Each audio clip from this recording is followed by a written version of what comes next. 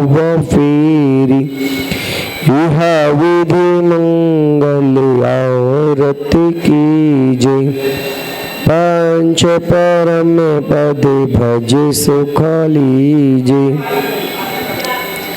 तीसरी आरती सूर्य मोरेंदा जन्म मरण दुख दूर करेंदा यह विधि मंगल आरती कीजे पंच परम पद भज सुख लीजे।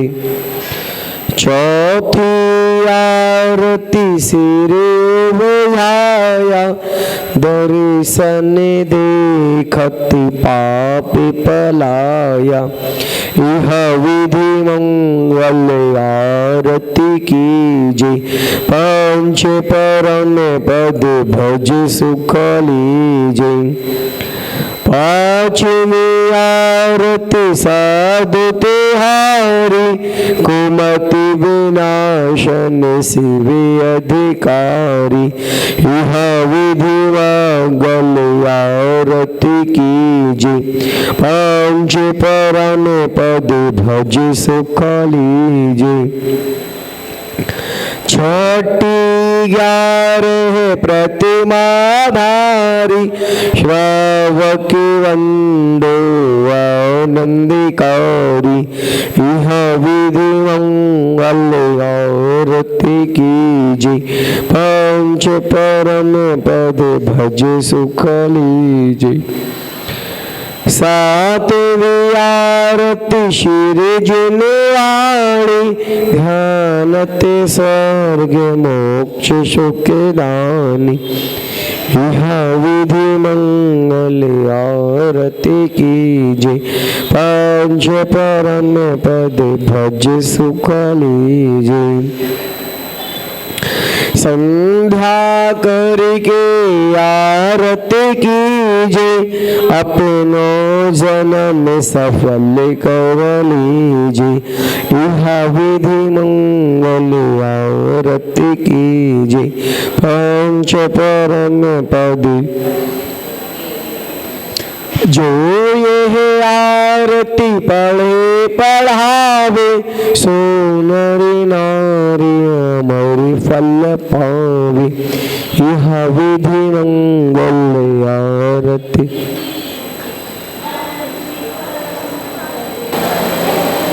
जबली पंच परमेष्ठी भगवान की जय।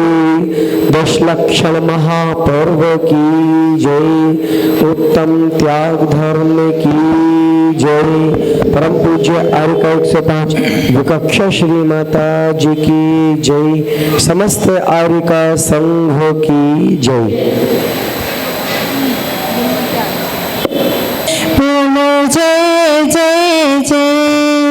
कैसा बाद में जन्म लिया है बनने गेंदाबाई पिता तुम्हारे अमर चंद जी हर्षित मन मुस्काए नगर में सब जन मंगल गाए फूले नहीं समाए। आरती कर विज्ञा श्री माँ की मोहित मेरे हट जाए गुरु माँ के चरणों में नमन गुरु माँ के चरणों में नमन। बोलो जय जय जय बोलो जय जय जय। सूरज साता तेज आपका नाम अंकिता पाया 20 वर्ष की अल्प आयु में तुमने घर को त्यागा यह सब कुछ तो नाचवान है भाव विराग जगाए। आरती कर विज्ञा श्री माँ की मोहित मेरे न हट जाए गुरु माँ के चरणों में नमन गुरु माँ के चरणों में नमन। बोलो जय जय जय बोलो जय जय जय। विराग सगर जी गुरुवर ने तुम दीक्षा दे उतारा लेख के तन की कामलता को विज्ञा श्री के पुकारा चारित रथ पर चढ़कर गुरु माँ मुक्ति बाटने हारे। आरती करो विज्ञा श्री माँ की, मोहित मेरे हट जाए। गुरु माँ के चरणों में नमन, गुरु माँ के चरणों में नमन। धन्य है जीवन, धन्य है तन मन, मिलकर सब गुण गाए। सर्व संपदा सब कुछ पाकर मनुष्य जन्म फल पाए। दिव्य ज्ञान तुम साम पाकर लोक शिखर पा जाए। आरती करो विज्ञा श्री माँ की, मोहित मेरे हट जाए। गुरु माँ के चरणों में नमन, गुरु माँ के चरणों में नमन। बोले परम पूजनीय भारत गौरवगणी आर का गुरु माँ 105 विज्ञा श्री माता जी की।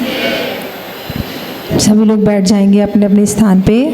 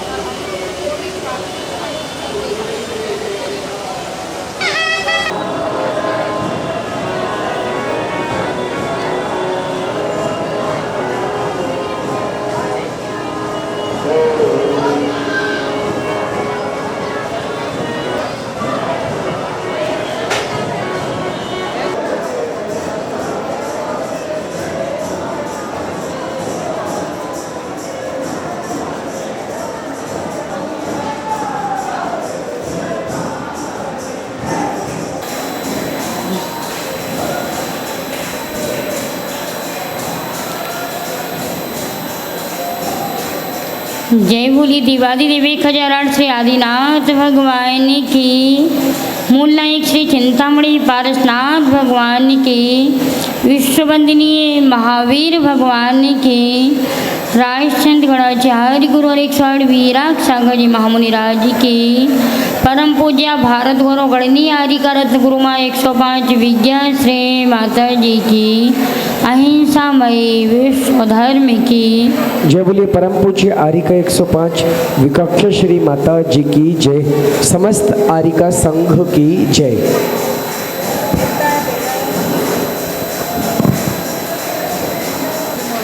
आज उत्तम त्याग धर्म का दिन है। प्रातःकाल त्याग धर्म की महिमा के बारे में हमने जाना था, क्योंकि त्याग की महिमा अचिंत अनोखी अद्भुत होती है। लोग कहते हैं कि माता जी आज धन वालों का सम्मान है, धन वालों की पूंछ होती है, धन वाले कहीं भी चले जाएं तो उनको ही सम्मान दिया जाता है। सबकी यही धारणा है ना? बोलो क्या नाम? मोनेश भैया आदि दोनों काम है। कैसे दोनों काम है? यानी धन वालों को ही सम्मान मिलता। अगर धन वालों को ही सम्मान मिलता होता तो साधु संतों को तो कोई पूछता ही नहीं। क्यों पूछते? क्योंकि उनके पास तो तन पे वस्त्र भी नहीं रहते। यानी जिसने धन का त्याग कर दिया, जिसने परिग्रह का वस्त्रों का त्याग कर दिया, तो उनको तो फिर कोई भी नहीं पूछेगा। ऐसी बात नहीं। ये जो हमारी धारणा में बैठ गया कि आज धन वालों को सम्मान, पूजा, सत्कार और लोग उन्हीं को पूछते हैं। अब आप बताएं कि जब आप मंदिर में आते हैं और मंदिर में कोई बोलियां लगती हैं तो आपने कोई बोली ले ली और आपका सम्मान कर दिया गया, तो इसका मतलब ये हुआ कि धन वालों का सम्मान हुआ। ये हुआ ना? बोलो, यही बात है ना कि धन वालों का सम्मान हुआ। अगर धन वालों का सम्मान होता तो वो व्यक्ति जब दुकान में बैठा, जब भी उसके पास धन था, जब भी उसके पास पैसे थे जेब में, घर में था तब भी उसके पास पैसे थे, लेकिन घर में जाकर के कभी किसी ने उसको माला नहीं पहनाई, किसी ने दुकान पर जाकर उसका सम्मान नहीं किया। उसका सम्मान कब हुआ? जब उसने मंदिर में आकर के अपने धन का त्याग किया।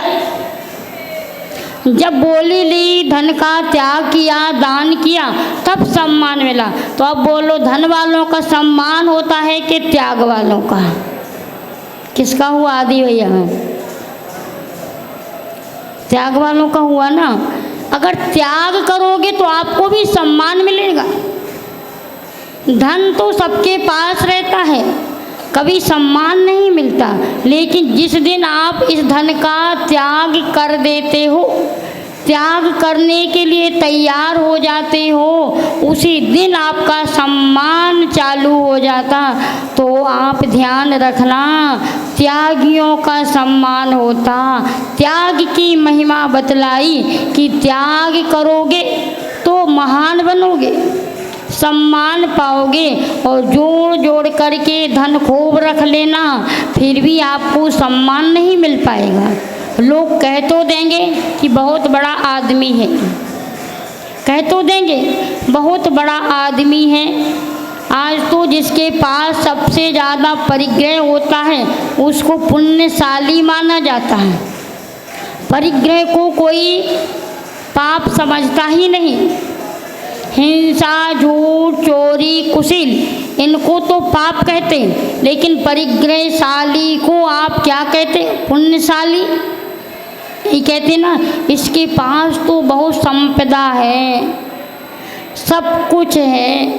ध्यान रखना, 4 प्रकार की लक्ष्मी होती हैं। एक भाग्य लक्ष्मी, दूसरी पुण्य लक्ष्मी, तीसरी पाप लक्ष्मी और चौथी अभिशप्त लक्ष्मी। भाग्य लक्ष्मी का मतलब कि जो अपने भाग्य में है और उस भाग्य से अपने पास संपत्ति आ जाए, वो भाग्य लक्ष्मी कहलाती। अगर जिसके भाग्य में होता है तो भागी हुई संपत्ति भी आ जाएगी, चोरी की गई संपत्ति भी आपको मिल जाएगी। और अगर भाग्य में नहीं है तो आया हुआ धन भी भाग जाएगा, चला जाएगा आपका। इसलिए भाग्य लक्ष्मी भाग्य पर टिकी होती है। दूसरा पुण्य लक्ष्मी, अगर आपने कोई भी पुण्य कार्य किया और उस पुण्य के प्रभाव से आपको जो लक्ष्मी की प्राप्ति हुई, उसका नाम है पुण्य लक्ष्मी। जब भी लक्ष्मी का हमारे जीवन में आगमन होता है, ये पुण्य के द्वारा ही होता। आज आप कहते ज़रूर हैं कि माता जी, जो पाप करता है, जो कभी मंदिर नहीं जाता है, जो प्रतिदिन इधर उधर की बातों में लगा रहता, प्रतिदिन पाप क्रियाओं में रत रहता, फिर भी उसके पास इतनी संपत्ति है, फिर भी उसके पास बहुत पैसा है। कहते ना कि इतना पाप करता फिर भी पैसा, तो इसका मतलब पाप की कमाई से पैसा आ रहा क्या? पाप के उदय से पैसा आता क्या? पाप के उदय से नहीं, उसका जो पैसा आया ये पूर्व पुण्य कर्म के उदय से आया। पूर्व में उसने इतना पुण्य किया कि आज वर्तमान में उसको सारी संपत्ति मिल गई, घर परिवार मिल गया, धन दौलत मिल गई, सब कुछ अच्छा मिला है। तो ये पूर्व का उसका पुण्य कर्म का उदय था, इसलिए उसको वो संपत्ति मिल गई। अगर वो नहीं करता तो नहीं मिलती, और पुण्य से मिल गई। और अगर धर्म में नहीं लगाएगा, मंदिरों में दान नहीं देगा, संत सेवा में अपनी संपत्ति का उपयोग नहीं करेगा, तो आगे वही लक्ष्मी पाप लक्ष्मी बन जाएगी। अर्थात जो पाप कर्म के उदय में आपको पाप की कमाई और पाप कर्म के उदय से जो लक्ष्मी मिली, समझ में आ रहा? अगर वर्तमान में आपको मिल गया और इसको आपने यदि सदुपयोग नहीं किया, तो यही आपकी लक्ष्मी पाप में परिवर्तित हो जाएगी। रावण के पास संपत्ति की क्या कमी थी? सोने की लंका थी, कोई कमी नहीं, लेकिन उसकी लक्ष्मी भी पुण्य की नहीं, पाप रूप में परिवर्तित हो गई। तो उसकी पाप लक्ष्मी बन गई, और कहाँ ले गई उसको? सीधा ले गई ना, नरक ले गई ना। तो समझ लेना, अर्थात जितनी लक्ष्मी होती ये पुण्य के उदय से मिलती, क्योंकि 4 प्रकार का लक्ष्मी का हम सदुपयोग कर सकते। एक होता है पापानुबंधी पुण्य, यानी पाप पुण्य का उदय है और उसमें पाप का अनुबंध कर लेना, वो कहलाती पापानुबंधी पुण्य। पुण्य का उदय है अभी वर्तमान में, और आपने उस कमाई को व्यसनों में डाल दिया, फैशन में डाल दिया, या फिर आपने कोई गलत जगह प्रयोग कर दिया, टीवी पिक्चरों आदि में, ऐसी चीज़ों में यदि अपनी संपत्ति को डाल दिया, तो वो आपकी पाप का अनुबंध कराने वाली पापानुबंधी पुण्य कहलाएगा। दूसरा पुण्यानुबंधी पाप, यानी आपका पाप कर्म का उदय चल रहा, पाप कर्म के उदय में फिर भी यदि आप संपत्ति का सदुपयोग कर रहे, यानी दान दे रहे अपनी संपत्ति का, भले ही आपके पास थोड़ी सी संपत्ति है, पूर्व पाप कर्म का उदय है और आपको थोड़ी सी संपत्ति मिली, ज़्यादा नहीं, फिर भी अगर आप इसका सदुपयोग करते हैं तो ये आपका पुण्यानुबंधी पाप, यानी पाप के उदय में भी आप पुण्य का अनुबंध कर लेते हैं। जैसे आपके पास अभी ज़्यादा संपत्ति नहीं, फिर भी आप पुण्य में लगा रहे, फिर भी उसका दान दे रहे तो ये आगे आपका पुण्य का अनुबंधन करा देगी, तो आगे आपको और अधिक संपत्ति मिलेगी।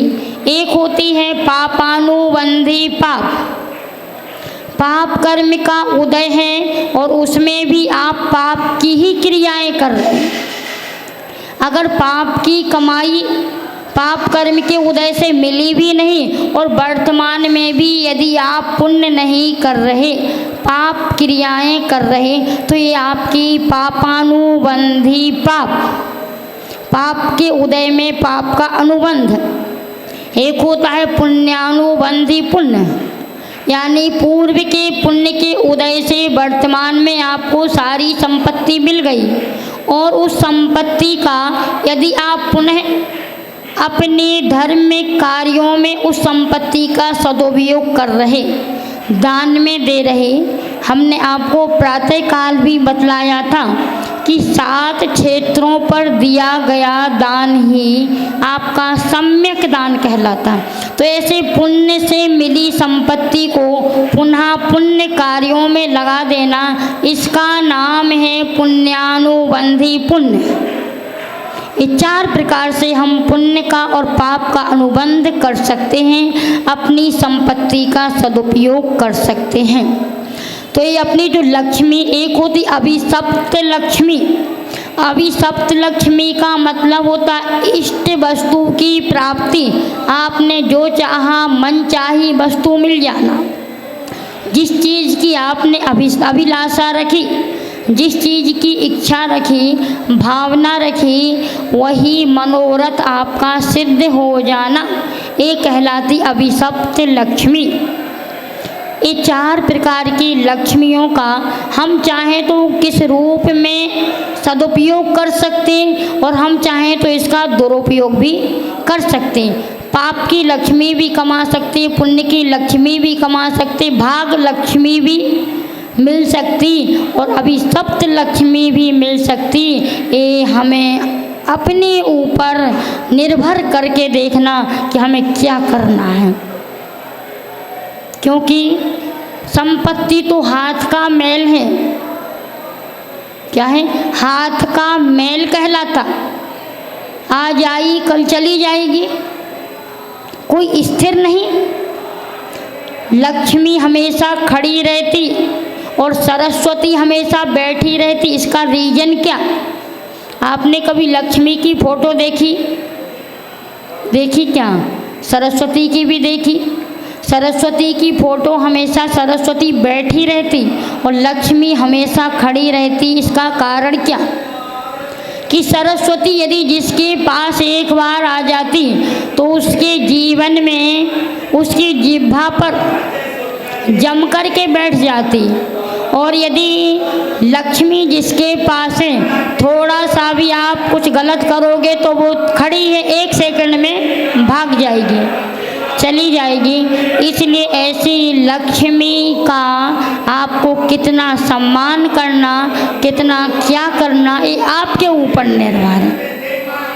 अब आपके जीवन में लक्ष्मी की कीमत है कि सरस्वती की? किसकी कीमत है आपके जीवन में? सारे लोग बोल रहे हैं किसकी कीमत है? लक्ष्मी की कीमत है कि सरस्वती की? इसीलिए तो दीपावली पर सारे लोग लक्ष्मी की पूजा करते, बढ़िया फोटो लगा लेते और सबसे पहले क्या करते हैं? लक्ष्मी की पूजा। क्योंकि सबको वही चाहिए माता जी, चाहिए ना लक्ष्मी। अगर लक्ष्मी चाहिए तो असली लक्ष्मी की चाह रखो, मोक्ष लक्ष्मी जो कभी छूटने वाली नहीं। ये लक्ष्मी तो 1 सेकंड में आपका साथ छोड़ देगी, लेकिन मोक्ष लक्ष्मी को यदि एक बार वरण कर लिया तो वो कभी छूटने वाली नहीं। इसलिए आपको आज त्याग धर्म के दिन अपनी संपत्ति का सदुपयोग करने का अवसर है। हमने कल आपको इसके बारे में कितना डिटेल बतलाया था कि आप किस प्रकार से अपनी संपत्ति का सदुपयोग कर सकते। अगर ईमानदारी की आपकी संपत्ति होगी तो आत्मा के साधनों में जाएगी और यदि बेईमानी की आपकी संपत्ति होगी तो व्यसनों में जाएगी। बतलाया था कि नहीं? अब आपके पास कैसी संपत्ति है आप खुद अपने आप चयन कर सकते हैं। आपको क्या चाहिए आपके हाथ में ही सारी चीज़ है। तो आप लोग त्याग धर्म के दिन अपना नाता किससे जोड़ें? धन से नहीं, धर्म से नाता जोड़ें, क्योंकि त्याग धर्म है। धन को कभी धर्म नहीं कहा। धन से आप साधन तो खरीद सकते पर कभी साधना नहीं खरीद सकते।